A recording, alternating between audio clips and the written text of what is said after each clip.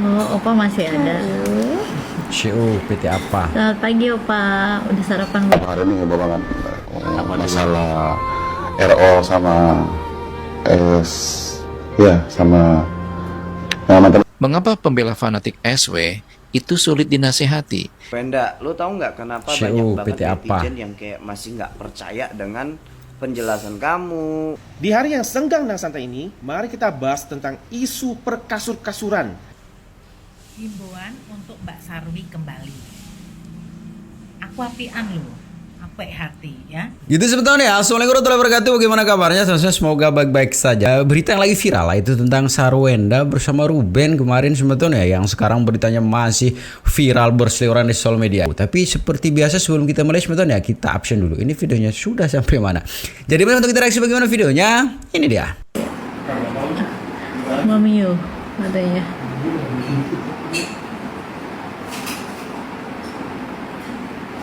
Nih. Halo guys, selamat pagi. Sedang dia melakukan hal yang Ketahan lagi. Good morning guys. Iya. Cayu mama. Wow. Celi-celi. Banyak ya. Semangat. Oh, Opa masih ada. Selamat pagi, Opa. Udah sarapan belum?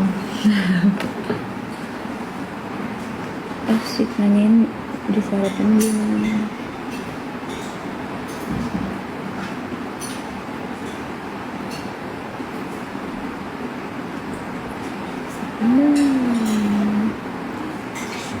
Ya. Pagi guys.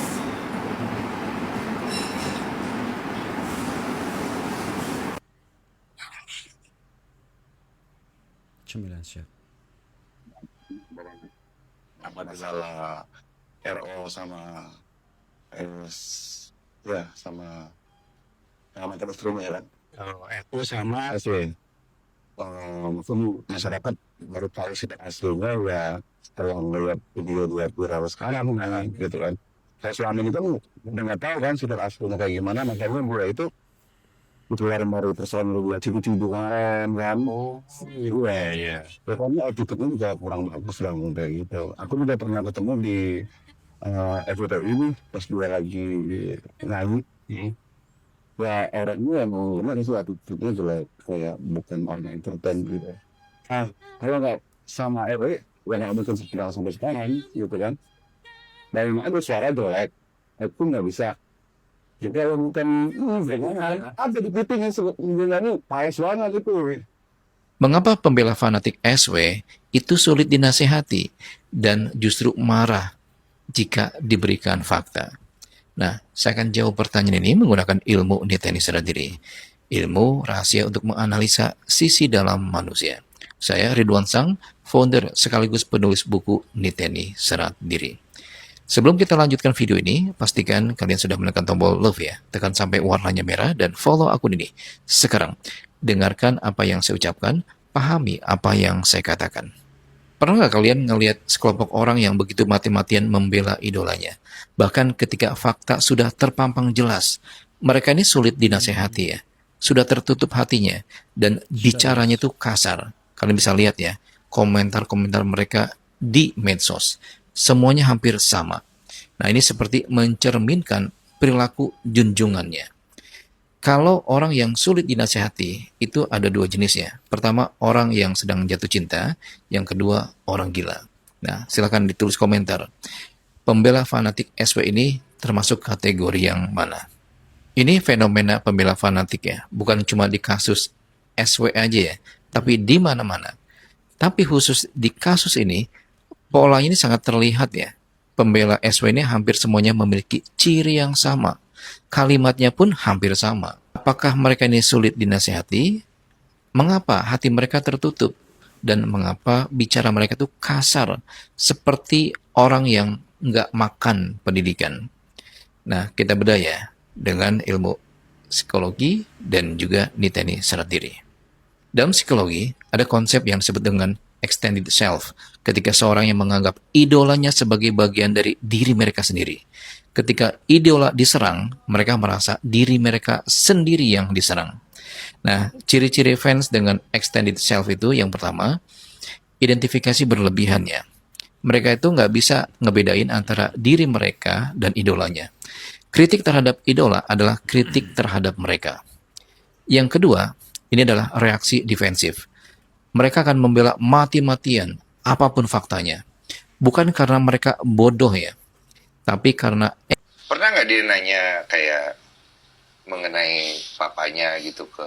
Yang aku kaget sih dia tiba-tiba tahu pengacara papanya.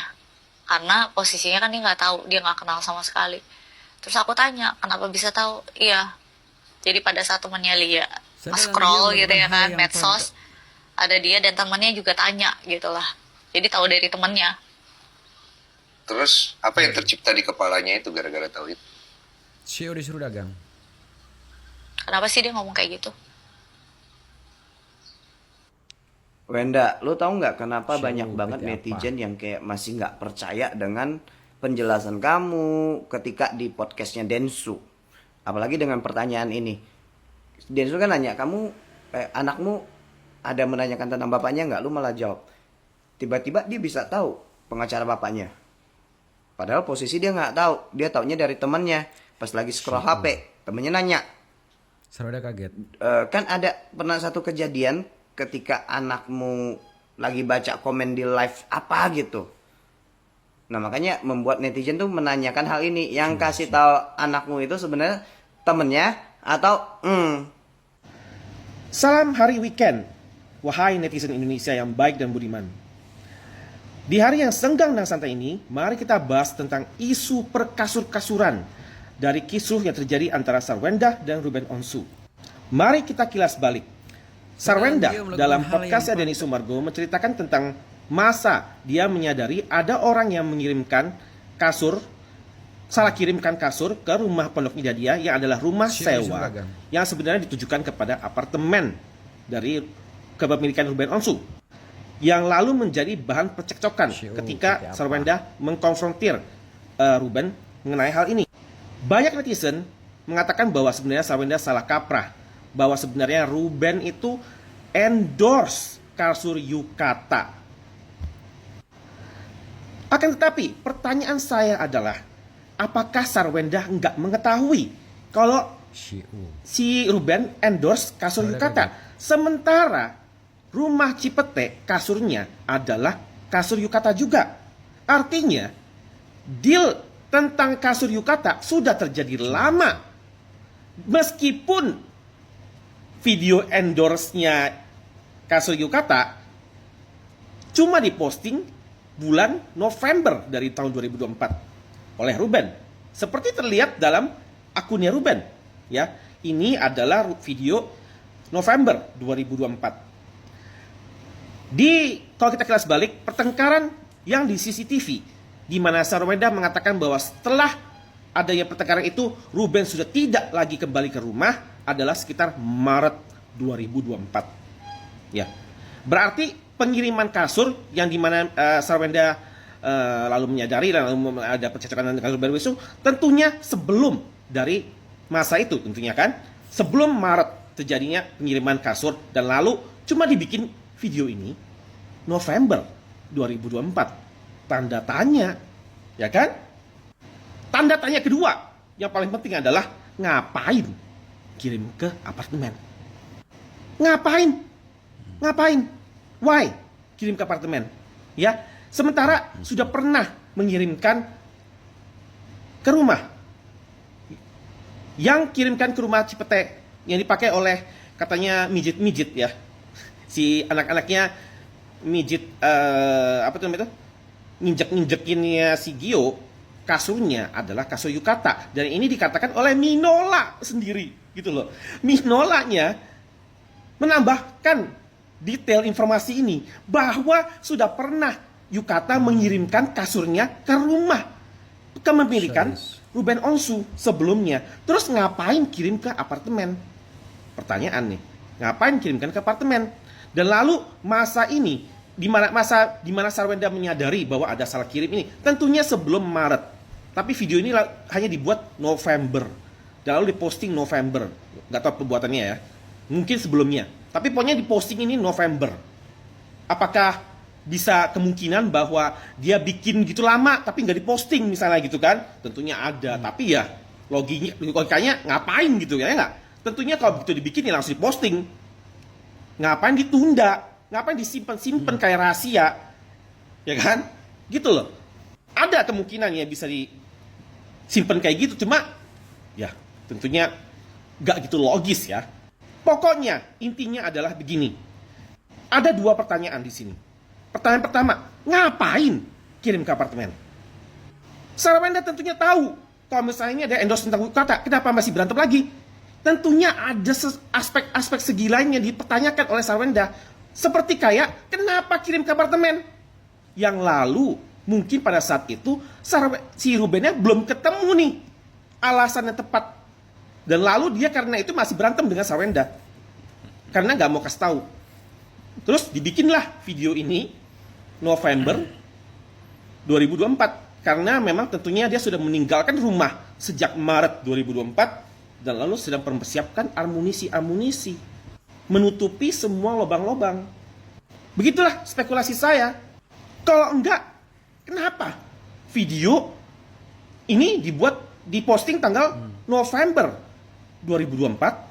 Pengiriman kasus tentunya adalah something yang sebelum-sebelumnya Maret 2024. Ya kan? Pikir deh guys. Itu sebetulnya memang bagian-bagian seperti ini netizen kita itu paling senang begitu ya. Ini makanan yang empuk untuk mereka sebetulnya, untuk mengguling-gulingkan, untuk membelok-belokkan begitu ya situasi yang. Tapi intinya sebetulnya bahwa sebenarnya sih kalau ranah keluarga memang diselesaikan secara keluargaan. Himbauan untuk Mbak Sarwi kembali. Aku apian loh, aku hati ya. Masih mau mengingatkan agar kamu tidak salah langkah ya. Kecuali kalau kamu tuh konsepnya mau perang habis-habisan melawan mantan suamimu dan perang habis-habisan untuk memperebutkan hak asuh anak, nggih monggo-monggo mawon. Cuma kalau kamu berperang habis-habisan untuk memperebutkan hak asuh anak tapi dengan indikasi kalau nanti anak sama kamu berharap RO harus keluar uang sejumlah uang tiap bulan untuk anak-anak yang sudah dimenangkan hak asuhnya untuk kamu, ya itu salah. Kalau konsepnya seperti itu salah ya, salah. Jangan sampai RO kamu anggap sebagai mesin pencetak uang melalui anak-anakmu. Ngono maksudku ya. Kecuali kamu gini, berperang habis-habisan melawan mantan suamimu untuk merebut hak asuh anak, tapi kamu sudah nggak butuh uangnya RO, nah kena sakarepmu. Mau bongkar aibnya RO, sak bongkarnya monggo gitu ya. Yang katanya suamimu punya penyakit huruf 3 lah, inilah ya. Berarti kalau seandainya iya pun berarti kamu bukan ibu yang baik. Ya, karena gimana pun juga itu bapaknya anak-anakmu. Kamu akan berarti kalau kamu bilang kasihan anak saya dibully di sekolahan karena gini-gini, aslinya kamu sendiri yang bikin perkara. Coba kamu bisa bayangin nggak kalau itu sampai diungkap bahwa mantan suamiku itu saya punya bukti sakit 3 huruf. Terus anakmu nang sekolahan nang sekolah nanti. Kalau nggak dibully sama teman-temannya, papanya punya penyakit 3 huruf, papanya kamu punya penyakit 3 huruf, gitu gimana? Jadi yang banyak mulut kamu sendiri, ya, gitu loh. Terus kamu bilang katanya, waktu diwawancarai di podcast katanya, saya ditagih, itu ada utang, ternyata utang pinjol mantan suami. Di mana-mana ya Mbak, yang namanya utang bank apalagi posisinya suami istri. Oh ya aku rata utang wae. Ya. Itu kalau menghadap ke bank Suami istri itu harus tanda tangan bersama dan menyepakati utang berapa Sadis. yang akan dikeluarkan, yang akan diutang opo. Nah, misalnya itu pengajuan dari suamimu pinginnya sekian, diangsur tiap bulan sekian. Kalau kamu nggak menyetujui, itu juga nggak bakalan cair. Kalau kamu nggak tanda tangan, itu juga nggak bakal cair.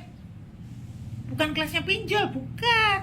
Nggak ada kelas pinjol sampai MM-an sampai belasan itu. Sekarang kamu klarifikasi. Oh, sekarang saya cek di data, udah nggak ada tuh namanya RO. Mungkin sudah dilunasi. Hei, ya.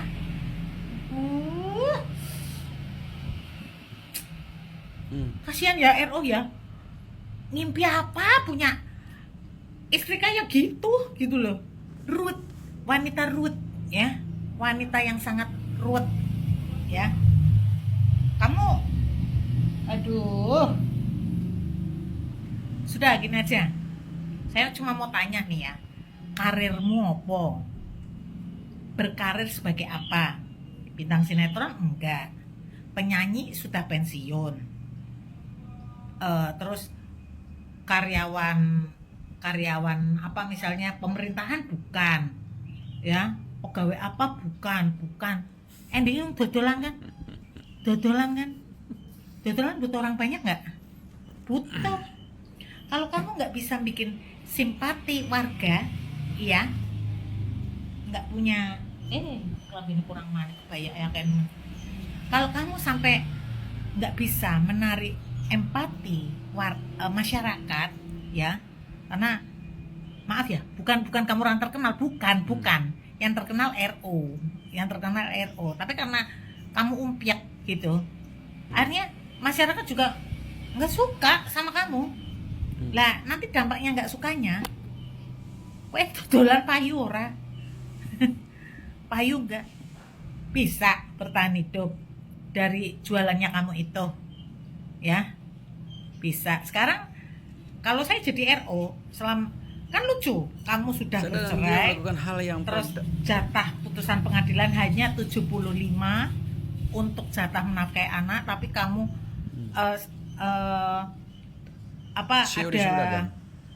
RO-nya bilang kalau tiap bulannya malah lebih dari 75, malah jadi 200 jutaan. PT apa? Ya wajar kalau RO-nya minta diaudit, itu uangnya buat apa aja. Beli buah 7 juta, buat makan anjingnya berapa juta. Ini contoh wanita yang nggak bersyukur menurut aku. Apakah kamu tuh menikah sama RO sebenarnya udah, maaf ya, apa udah tahu kalau RO itu cong seperti menurut kamu?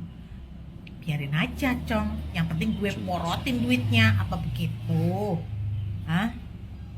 Kok ya ada wanita yang gak punya harga diri seperti itu? Kalau aku ya mau menikah sama laki-laki siapapun itu, yo impiannya yo laki-lakiku cinta saya cinta dia, saya sayang dia sayang saya, dan bisa menafkahi semuanya. Kalau kamu konsepnya memang misalnya udah tahu kalau RO cong gitu, bodo amat, yang penting duitnya banyak, gue porotin, yo salah. Kalau kayak gitu salah, ya. Jadi siap-siap aja, semakin kamu bongkar aibnya RO, ya, terbukti atau tidak terbukti. Seandainya tidak terbukti, kamu bisa dituntut di jalur hukum oleh RO, berarti pencemaran nama baik. Seandainya terbukti pun, konsepnya kan gini, misalnya ya, apa hubungannya sama Pak Asu? Ya, apa hubungannya sama Pak Asu? Kan sudah bercerai, ya. Andai kan ada huruf 3 juga Ero, biar Ero berubah toh. Iya nggak? Kalau memang Ero itu huruf 3, nggak mungkin sesehat sekarang. Kalau menurut aku RO itu nggak sakit 3 huruf, tapi 4 huruf, ya 4 huruf. Yang tahu? KAWI. Nah, ya udah lolos dari maut. ya udah nggak sakit 4 huruf. Jadi begitu sebetulnya videonya ya. Mudah-mudahan video bisa menghibur sebetulnya semua. Intinya bahwa siapapun itu sebetulnya, entah apalagi mantan suami, mantan istri begitu, sesama manusia kita harus saling menghargai. Tidak elok rasanya kalau ini menjadi konsumsi publik yang sebetulnya sebelum ini terjadi sebetulnya. Sebenarnya keluarga Ruben dan keluarga dari Sarwenda merupakan keluarga yang sangat harmonis sebetulnya. Sehingga banyak sih di luar sana yang justru mengidolakan hubungan mereka berdua. Tapi sekali lagi, apapun yang terjadi sehingga ceritanya perpisahan seperti ini sebenarnya urusan pribadi mereka berdua. Tapi intinya kalau ada perkataan-perkataan yang sindir menyindir sebetulnya, ini sebenarnya tidak baik menurut saya, karena bagaimanapun juga seburuk-buruknya antara kedua pihak ini pernah saling menyayangi, pernah saling berbagi rasa begitu sebetulnya, sehingga terjalin cukup lama kebahagiaan itu cipta sebetulnya terjalin, dan sangat disayangkan sekali kalau ini sekarang di akhir perjalanan mereka berdua tercipta sebuah perpisahan dan kebencian lah ya, yang sangat sebenarnya mengecewakan kita semua yang sebelumnya mengidolakan mereka ya. Tetap jaga persatuan dan kita sebetulnya. Assalamualaikum warahmatullahi wabarakatuh.